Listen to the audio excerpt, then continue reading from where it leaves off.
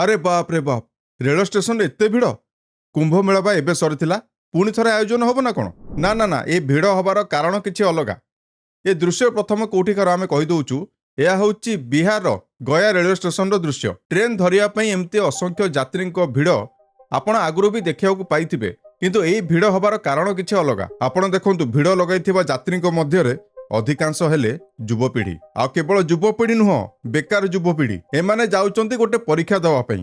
ପରୀକ୍ଷା କ'ଣ?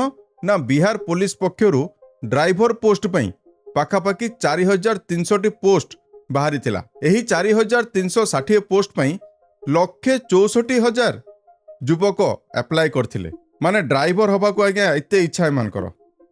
ନା ନା, ପୋଲିସ ଚାକିରି, ସରକାରୀ ଚାକିରି। ଯୁବକ ଓ ଯୁବତୀଙ୍କୁ ସେମିତି ବି ତ ଘରୋଇ କମ୍ପାନୀରେ ଚାକିରି ମିଳୁନାହିଁ। ସରକାରୀ ଚାକିରି ହେଲେ କେତେ ବଡ଼ କଥା। ଆଉ ସରକାରୀ ଚାକିରି ପୁଣି ଦ୍ୟାଟ୍ ପୋଲିସ ଚାକିରି। କିନ୍ତୁ ପୋଲିସ ଭ୍ୟାନ୍ ଡ୍ରାଇଭର ଚାକିରି ପାଇଁ এই ଯେଉଁ ଯୁବପିଢ଼ିମାନେ ବର୍ତ୍ତମାନ ଷ୍ଟେସନରେ ଏଭଳି ଭାବେ ଭିଡ଼ ଲଗାଇଛନ୍ତି, ଆପଣ ଭାବନ୍ତୁନି କି ସେମାନେ 10th +2 ପାସ୍ ହେଇଥିବେ ବୋଲି। ଏମାନଙ୍କ ମଧ୍ୟରୁ ଅଧିକାଂଶ ଏମିତି ଯୁବକ ଅଛନ୍ତି ଯେଉଁମାନେ ଉଚ୍ଚଶିକ୍ଷିତ। ଆଉ ଯେତେ ବି ଆପଣ ଉଚ୍ଚଶିକ୍ଷିତ ହୁଅନ୍ତୁ, ଆଜିକା ଦିନରେ ତାର ମୂଲ୍ୟ କେତେ ସେଇଟା ତ ଆପଣମାନେ ମୋଠୁ ବେଟର କହିବେ। ପୋଲିସ ଡ୍ରାଇଭର ହେବା ପାଇଁ ଏ ଯେଉଁ ଯୁବକମାନେ ଏମିତି ହିସାବରେ ମାରପିଟ ହେଇକି ଟ୍ରେନରେ ଚଢ଼ୁଛନ୍ତି, ଯାଉଛନ୍ତି, ସେଇଠି ପୁଣି ପରୀକ୍ଷା କେନ୍ଦ୍ର ଆଗରେ ପହଞ୍ଚିକି ସେମାନେ ସଂଘର୍ଷ କରିବେ। ସେମାନଙ୍କ ମଧ୍ୟରୁ କେତେ ଜଣ ପାଇବେ ନ ପାଇବେ ଠିକ୍ ନାହିଁ। ଯେଉଁମାନେ ଟିକେ ଉଚ୍ଚଶିକ୍ଷିତ, ଯେଉଁମାନେ ସ୍ମାର୍ଟ ଅଛନ୍ତି, ଫିଟ୍ ଅଛନ୍ତି, ସେମାନେ ବୋଧହୁଏ ପାଇଯାଇ ପାରନ୍ତି। ଗୋଟେ ଗୋଟେ ପୋଷ୍ଟ ପାଇଁ 38ରୁ 40 ଜଣ ପିଲା ଆବେଦନ କରିଛନ୍ତି। ମାନେ ଭାବନ୍ତୁ କମ୍ପିଟିସନ୍ କେତେ ହାଇ। କିଛି ଯୁବପିଢ଼ି ମତାମତ ଦେଇଛନ୍ତି କି ଦିନ ମଜୁରିଆ ହେଇକି ଖଟିବାଠୁ ବେଟର, ଦାଦନ ହେଇକି ଖଟିବାଠୁ ବେଟର ହେଉଛି ଆମେ ସରକାରୀ ଚାକିରି ଖଣ୍ଡେ ଯାହା ହେଲେ ବି ଆମେ ପାଇଯିବାଟା ଉଚିତ ହେବ। ବିହାରର ଯେଉଁ ଅବସ୍ଥା ତାହା ତ ବିଗତ 20 ବର୍ଷ ଧରି ସୁଧୁରୁ ନାହିଁ। କିନ୍ତୁ ଆମେ ଯଦି ଓଡ଼ିଶା କଥା ଚିନ୍ତା କରିବା, এইଠି ଆଜ୍ଞା ଗୋଟେ ଭିନ୍ନ ଦୃଶ୍ୟ। ଯୁବପିଢ଼ିମାନଙ୍କୁ ସରକାରୀ ଚାକିରି ମିଳିବା ତ ଦୂର କଥା, କିନ୍ତୁ ସରକାରୀ ଚାକିରିର ନାଁ ନେଇକି କିଛିଟା ଦଲାଲ ଏମିତି ଅଛନ୍ତି ଯେଉଁମାନେ ଲକ୍ଷାଧିକ ପିଲାଙ୍କଠୁ କୋଟି କୋଟି ଟଙ୍କା ଆଜ୍ଞା ଠକେଇ କରିକି ନେଇ ସାରିଲେଣି। ଏମିତି କିଛି ଅଭିଯୋଗ ଆସିଥିଲା ଇକୋନୋମିକ୍ ଅଫେନ୍ସ ୱିଙ୍ଗ ଅଥବା ଇଓଡବ୍ଲ୍ୟୁ ପାଖକୁ। ଓଡ଼ିଶା ପୁଲିସର ଇଓଡବ୍ଲ୍ୟୁ ଶାଖା ପାଖକୁ ଯେତେବେଳେ ଏହି ଅଭିଯୋଗ କିଛି ଜଣ ପ୍ରାର୍ଥୀ ନେଇକି ଆସିଲେ କି ସରକାରୀ ଚାକିରି ନାଁରେ ସେମାନଙ୍କଠୁ 2023 ମସିହାରେ କାଳେ ଜଣେ ଦଲାଲ ଅନେକ ପଇସା ଠକେଇ କରିଛି, ତାଙ୍କୁ ମିଛ ପ୍ରତିଶ୍ରୁତି ଦେଇଛି। ପ୍ରତିଶ୍ରୁତି ଦେଲା ପରେ ତାର ଆଉ ଦେଖା ଦର୍ଶନ ମିଳିନାହିଁ। ଏ ପ୍ରାର୍ଥୀମାନେ ଆଜ୍ଞା ଏତେ ବୋକା ବି ନୁହନ୍ତି। ଏମାନେ ହେଲେ ଶିକ୍ଷିତ ଯୁବପିଢ଼ି ସବୁ। ସେମାନଙ୍କୁ ବୋକା ବନାଇବାଟା ଏତେ ସହଜ ନଥିଲା। ଗୋଟେ ଓଡ଼ିଆ ଦୈନିକ ଖବରକାଗଜରେ ବାହାରିଥିବା ଏ ବିଜ୍ଞାପନକୁ ମଧ୍ୟ ଭଲ ଭାବରେ ଦେଖନ୍ତୁ। ଗ୍ରାମୀଣ ରୋଜଗାର କଲ୍ୟାଣ ସମିତି ଜରିଆରେ କୁଆଡ଼େ ମିଳିଥାନ୍ତା district coordinator, block coordinator, computer operator ଏବଂ ବ୍ଲକ ସର୍ଭେୟରର ଚାକିରି। ଏଇଥିପାଇଁ ଗୋଟେ ଫେକ୍ ୱେବସାଇଟ୍ କ୍ରିଏଟ୍ କରାଗଲା, ଯାହାର ଆଇଡି ଥିଲା www.grks.org। ଏହା ଜରିଆରେ କ୍ୟାଣ୍ଡିଡେଟ୍ମାନଙ୍କୁ ଆବେଦନ କରିବା ପାଇଁ କୁହାଗଲା।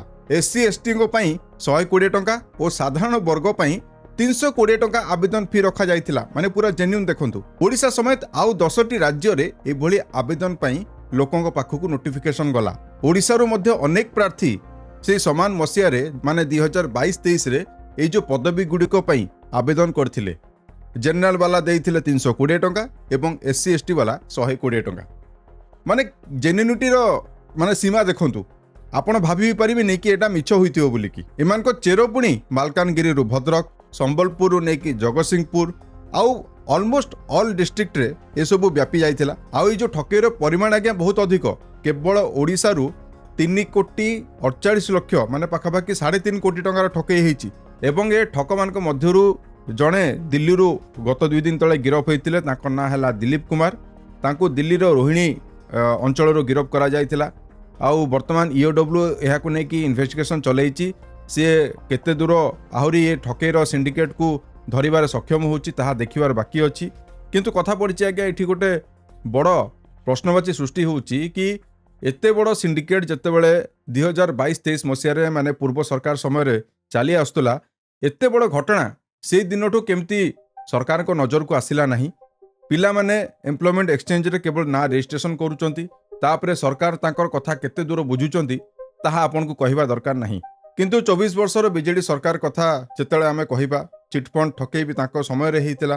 ଏମିତି ଅନେକ ଛୋଟ ବଡ଼ ଚାକିରିକୁ ନେଇକି ଠକେଇ ନିରନ୍ତର ଭାବେ ପଦାରେ ପଡ଼ୁଥିଲା। କେତେ ଆଜ୍ଞା ଦୁଃଖ ଲାଗିଥିବ ସେ କ୍ୟାଣ୍ଡିଡେଟ୍ ମାନଙ୍କୁ, ଯେଉଁମାନେ ପରବର୍ତ୍ତୀ ମୁହୂର୍ତ୍ତରେ ଜାଣିବାକୁ ପାଇଥିବେ कि सरकारी चाकरी नारे तांकू एते बड़ स्कैम रे फसा जाइछि 320 टंका जदि कहा पई अधिक मैटर करेनी सीए केस भितर आज्ञा अधिक मुंड पुरेबो नहीं 320 टंका नेकी जो माने रेजिस्ट्रेशन करथिले सेमानको मध्यरु जो प्रार्थी माने आसिकी ओडिशा पुलिस आगे अभियोग कले तांको अशेष अशेष धन्यवाद केते बड़ स्कैम को से माने लोकलोचन को आनिचंती एमिति आज्ञा छोट बड़ ठकई प्रत्येक दिन राज्य एवं राज्य बाहर घटी चलछि बिहार अवस्था देखंतु ओडिशार अवस्था देखंतु दुई स्टेट भितर आज्ञा विशेष किछि डिफरेंस नाही सेठी नीतीश कुमार को सरकार 20 वर्ष काल रूल कला एठी आपनको बीजेडी सरकार 24 वर्ष काल शासन कला बीजेपी सरकार आसिले से माने तो पूर्वरु कहि आस्तले जे हम वर्ष को 2 कोटी चाकरी देशव्यापी हमें बांटीबू ताहा केते दूर हैला तो हमें